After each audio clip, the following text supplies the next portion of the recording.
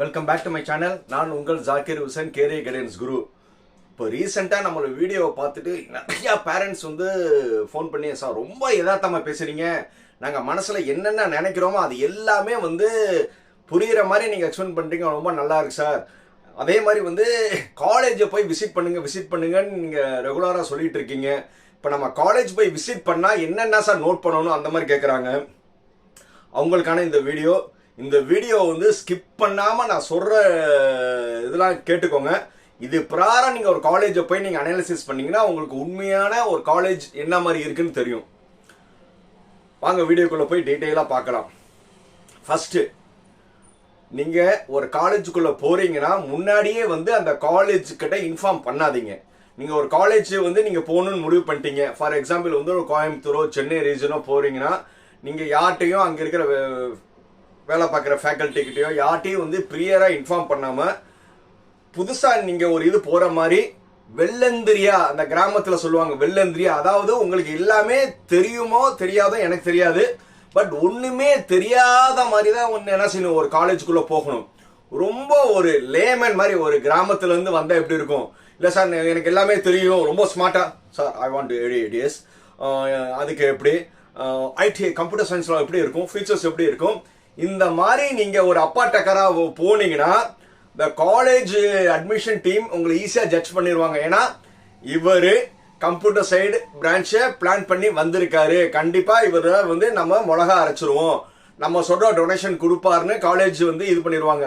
நீங்கள் அந்த காலேஜ் போகும்போது எதுவுமே தெரியாத மாதிரி அவங்க போனவுடனே நீங்கள் என்ன பிரான்ச் எடுக்கணும் விரும்புவீங்கன்னா, சார் என்ன பிரான்ச்சுன்னு இல்லை நீங்கள் சொல்லுங்கன்னு அவங்ககிட்ட இருந்து நிறைய பிரான்ச்சஸ் பற்றி கேளுங்க. அவங்க சொல்லும்போது என்ன சொல்லுவாங்க, computer science, ECE, EEE, mechanical, civil எல்லாமே சொல்லிட்டே வரும்போது அங்கே ரொம்ப ரொம்ப உங்களுடைய ஸ்மார்ட்னஸ் அந்த இடத்துல காட்டாதீங்க.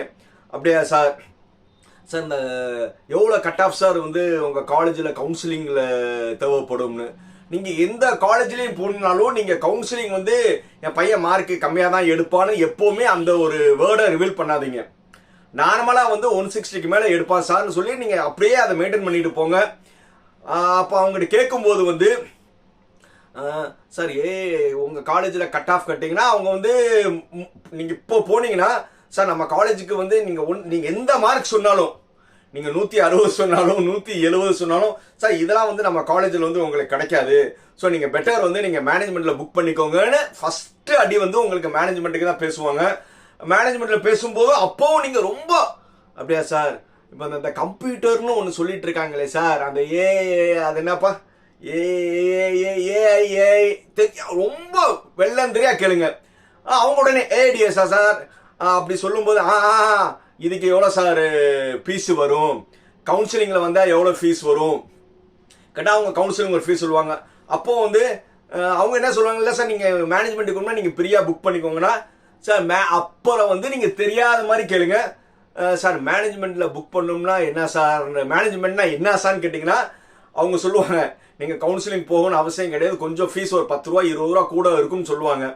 நீங்கள் அதுக்கும் கவுன்சிலிங்க்கு வர ஃபீஸுக்கும் மேனேஜ்மெண்ட்டுக்கு வர்ற ஃபீஸுக்கும் வித்தியாசத்தை கேட்டுட்டு அதுக்கப்புறம் இப்போ புக் பண்ணணும்னா என்ன சார் ப்ரொசீஜர்னு இப்படி கேட்டிங்கன்னா இருங்க, அவங்க டைரக்டாக டக்குன்னு அவங்க என்ன செய்ய மாட்டாங்க, அந்த டொனேஷன் விஷயமா சொல்ல மாட்டாங்க. பெரிய காலேஜஸில் இருங்க அந்த கேட்டு அப்படி இப்படி சொல்லி ஒரு டொனேஷன் அமௌண்ட் சொல்லுவாங்க. நீங்கள் அப்படியே கொஞ்சம் யோசிச்சுற மாதிரி எந்திரிக்கமா இருந்துச்சுன்னா அதுக்கப்புறம் எல்லா பிரான்ச்சுக்கும் என்ன டொனேஷன் கேட்டுக்கோங்க. இப்போ computer science, ADS, ECE, EEE, அதுக்கப்புறம் மெக்கானிக்கல், சிவில், EEEக்கெலாம் மேக்ஸிமம் பெரிய காலேஜ்லேயே உங்களுக்கு டொனேஷன் வாங்க மாட்டாங்க. அவங்கள்ட்ட என்ன கேட்குறீங்கன்னா, இப்போ உங்களுக்கு நான் மேனேஜ்மெண்ட்டில் புக் பண்ணிக்கிறேன், இப்போ கவுன்சிலிங்கில் கிடச்சிச்சுன்னா நீங்கள் மாற்றிக்கிறீங்களா, இந்த வார்த்தை மெயினாக கேட்கணும். ஏன்னா கவுன்சிலிங்கில் வந்தீங்கன்னா உங்களுக்கு எல்லா பெனிஃபிட்ஸ், ஸ்காலர்ஷிப் எல்லாமே கிடைக்கும். மேனேஜ்மெண்ட்டில் வந்தால் உங்களுக்கு ஸ்காலர்ஷிப் எதுவுமே பெனிஃபிட்ஸ் அதிகம் கிடைக்காது. மேபி சீட்டை கன்ஃபார்ம் பண்ணிக்கலாம். அப்போ ஒரு சில காலேஜ் இல்லை சார் மேனேஜ்மெண்ட்டில் நீங்கள் புக் பண்ணிட்டீங்கன்னா இல்லை கவுன்சிலிங்க்கு நீங்கள் போட தேவையில்லைன்னு சொல்லுவாங்க. ஏன்னா கவுன்சிலிங் மூலியமாக போனீங்கன்னா உங்களுக்கு ஃபீஸ் குறையனால, இல்லை அப்படி போயிட்டா நீங்கள் எனக்கு மாற்றிக்கிறீங்களான்னு அந்த ஒரு அஷூரன்ஸ் கேட்டுக்கோங்க. இதெல்லாம் கேட்டுட்டு எந்த ஒரு காலேஜ்லேயும் உடனே இப்போ இருக்கிற பேரண்ட்ஸ் ஒரு என்னது பிஸி எவ்வளோ நான் இப்போ கட்டிடுறேன்னு சொல்லி எப்போவுமே ஃபஸ்ட்டு சிட்டிங்கில் நீங்கள் எப்போவுமே பேமெண்ட் பண்ணக்கூடாது. ஏன்னா நீங்க வந்து இதை நீங்க பார்த்துட்டு இருக்கும்போது இன்னொரு ஃப்ரெண்டு வந்து வேற ஒரு காலேஜ் சஜஸ்ட் பண்ணுவாங்க. இந்த மாதிரி ஒரு 4-5 காலேஜை பார்த்து அந்த 4-5 காலேஜில் உங்களுக்கு ஒரு காலேஜ் டிசைட் பண்ணுங்க. இது ஒரு காலேஜில் வந்து நீங்க அட்மிஷன் டீம்ல மூவ் பண்றது. ரெண்டாவது வந்து அந்த காலேஜை வந்து எப்படி நீங்க ஜட்ஜ் பண்ணலாம்னா, இப்போ நிறைய காலேஜஸ் சென்னையில் வந்து ரொம்ப ஸ்ட்ரிக்டான காலேஜஸ்லாம் இருக்கு. ஸ்கூல் மாதிரி இருக்கிற காலேஜஸ் இருக்கு, ரொம்ப ஹைஃபையான காலேஜ் இருக்கு, ரொம்ப கண்ட்ரோலே கிடையாது. ஏதோ அமெரிக்கா, ஆப்பிரிக்கா, ஆஸ்திரேலியாவில் இருக்கிற மாதிரி காலேஜ் மாதிரிலாம் இருக்கு. ஸோ நீங்கள் அந்த காலேஜுக்கு உள்ள நுழையும் போது முதல்ல வந்து அட்மிஷன் இவங்ககிட்ட போய் டீட்டெயில் கேட்காம அங்கே கேண்டீனுக்கு போங்க.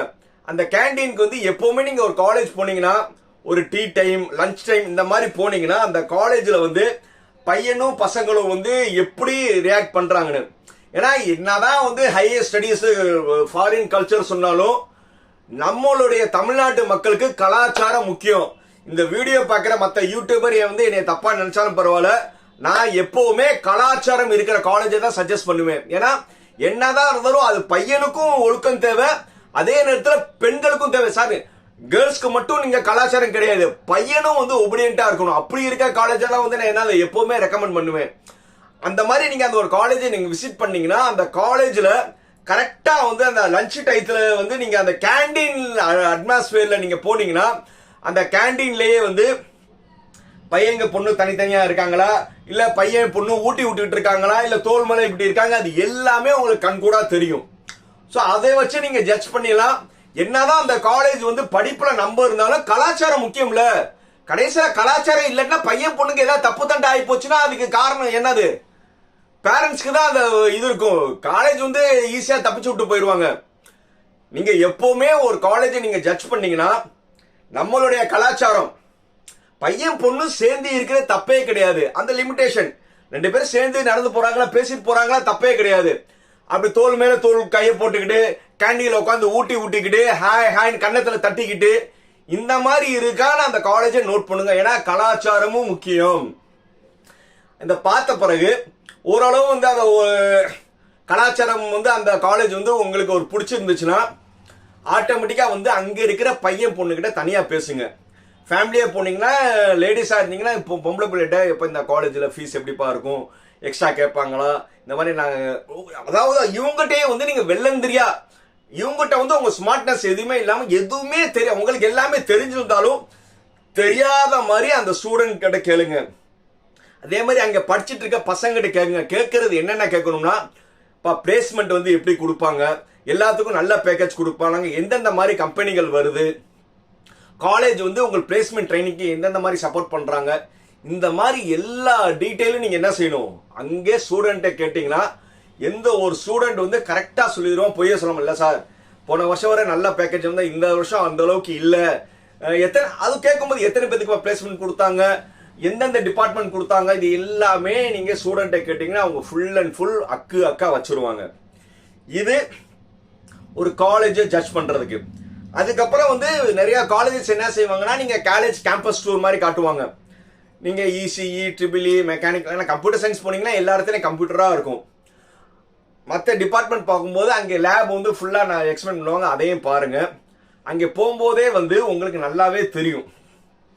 அங்கே லேப்ல போகும்போது பையங்க எப்படி இருக்காங்க, அது எல்லாமே பண்ணி அங்கே ஒவ்வொரு லேப்லையும் ஒவ்வொரு ஃபேக்கல்டிஸ் இருப்பாங்க. ஏன்னா ஒரு ரெப்யூட்டட் காலேஜில் போனீங்கன்னா அவங்க எல்லாமே ஒரு பிஹெச்டி பண்ணி நல்லா குவாலிஃபைடாக இருப்பாங்க. அவங்ககிட்ட வந்து ரிசர்ச் ஓரியன்டாக கேளுங்க. நீங்கள் எந்த டிபார்ட்மெண்ட் இருந்தாலும், சார் இந்த டிபார்ட்மெண்ட் வந்து ரிசர்ச் எப்படி இருக்கு, ஒர்க் ஷாப் எப்படி இருக்கும், பையங்களுக்கு வந்து நீங்கள் எப்படி இண்டிவிஜுவாலிட்டி ஸ்கில் எப்படி பண்ணி கொடுப்பீங்க, இது எல்லாமே கேளுங்க. அதுக்கப்புறம் வந்து எல்லா காலேஜில் வந்து பிளேஸ்மெண்ட் செல்லுன்னு இருக்கும். அந்த பிளேஸ்மெண்ட் செல்லுக்கு போனீங்கன்னா அந்த பிளேஸ்மெண்ட் செல்லில் வந்து அவங்க வந்து எங்கள் பையனுக்கு அவ்வளோ சம்பளம், இவ்வளோ சம்பளம், 40 lakhsக்கு போயிருக்காங்க, 50 lakhsன்னு சொல்லுவாங்க.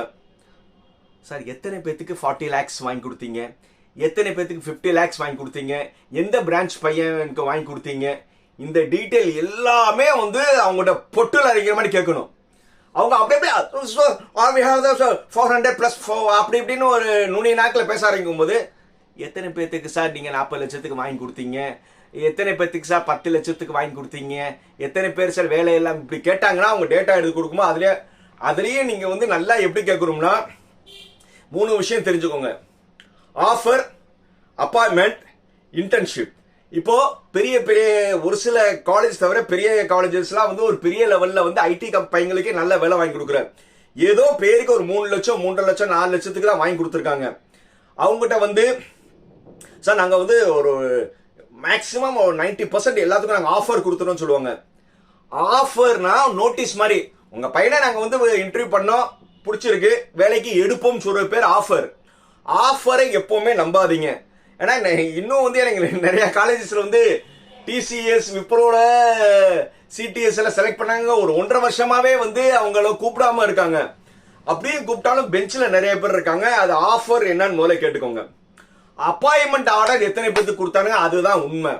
எத்தனை பேத்துக்கு அப்பாயின்மெண்ட் ஆர்டர் கொடுத்தாங்கன்னு கேளுங்க. இல்லை சார் நாங்கள் நம்ம எல்லா பையங்களுக்கும் வந்து நாங்கள் ஃபைனல் இயர்ல இன்டர்ன்ஷிப் பண்ணிவிடுறோம்னா, இன்டர்ன்ஷிப்னா வந்து அப்ரெண்டிஸ். இன்டர்ன்ஷிப்னா வந்து ஃப்ரீயா நிறைய கம்பெனி வந்து ஃப்ரீ இன்டர்ன்ஷிப் பண்றாங்க, ஒரு சிலவங்க பெய்டு இன்டர்ன்ஷிப் இருக்காங்க. இன்டர்ன்ஷிப்னா வந்து ஒரு 6 மாசம் இன்டர்ன்ஷிப் இல்லைன்னா 1 இயர் இன்டர்ன்ஷிப், அப்ரெண்டிஸ் பசங்க மாதிரி. அதுக்கப்புறம் வந்து அவங்க வந்து கழட்டி விட்டுருவாங்க. நிறைய காலேஜ் என்ன சொல்றாங்க சார், இன்டர்ன்ஷிப் போனதான் தான் பிளேஸ்மெண்ட் ஒன்று காட்டுவாங்க. அதையும் நீங்க நல்லா நோட் பண்ணுங்க. அதுக்கப்புறம் காலேஜ் வந்து அந்த காலேஜ் வந்து NAACல என்ன கிரேட் இருக்குன்னு அனலிஸ்ட் கேளுங்க. அது ஆட்டோமேட்டிக்கா அவங்க கொடுக்குற ப்ரோச்சோர்லே இருக்கும். அப்புறம் வந்து NBA வந்து எந்தெந்த டிபார்ட்மெண்ட் வாங்கியிருக்குன்னு பாருங்க, NIRF வாங்கியிருக்கான்னு பாருங்க. போக வந்து எத்தனை பேர் வந்து ரிசர்ச் PhD எத்தனை வாத்தியா இருக்கான்னு பாருங்க. ரிசர்ச் பேப்பர்ஸ் எவ்வளோ போட்டிருக்காங்க பாருங்க. அந்த மாதிரி எல்லாமே ரிசர்ச் ஓரியன்டா எல்லாமே கேட்டுட்டு திருப்தியா வந்து நீங்க வந்துருங்க. சார் நீங்க ஏதாவது அட்வான்ஸ் புக் பண்றீங்கன்னா சார் இந்த நாளைக்கு வந்து புக் பண்றேன்னு சொல்லிட்டு முதல்ல வந்துருங்க. எப்பவுமே ஃபர்ஸ்ட் அட்டம்ப்ட்ல பே பண்ணாதீங்க. இந்த மாதிரி ஒரு 4-5 காலேஜ் அனலைசிஸ் பண்ணுங்க. மெயினா வந்து வெளியூர்ல இருந்தீங்கன்னா ஹாஸ்டல்ல போய் பாருங்க. ஏன்னா நிறைய காலேஜஸ்ல வந்து ஹாஸ்டல் வந்து சுமாரா தான் இருக்கும். ஏன்னா நீங்க ஒரு காலேஜில் சேர்ந்த பிறகு ஹாஸ்டல் பிடிக்கலன்னு சொல்லி ஒரு பொம்பளை பிள்ளையா இருந்தா நம்ம வெளியிலேயே தங்க வைக்க முடியும். ஹாஸ்டல் போய் ஹாஸ்டல்ல ஃபெசிலிட்டிஸ் எப்படி இருக்குன்னு பாருங்க. அந்த ஹாஸ்டல் பொண்ணுகிட்ட பேசுங்க. இது எல்லாம் வந்து நீங்க ஒரு காலேஜ்ல போகும்போது நீங்க நோட் பண்ண வேண்டியது.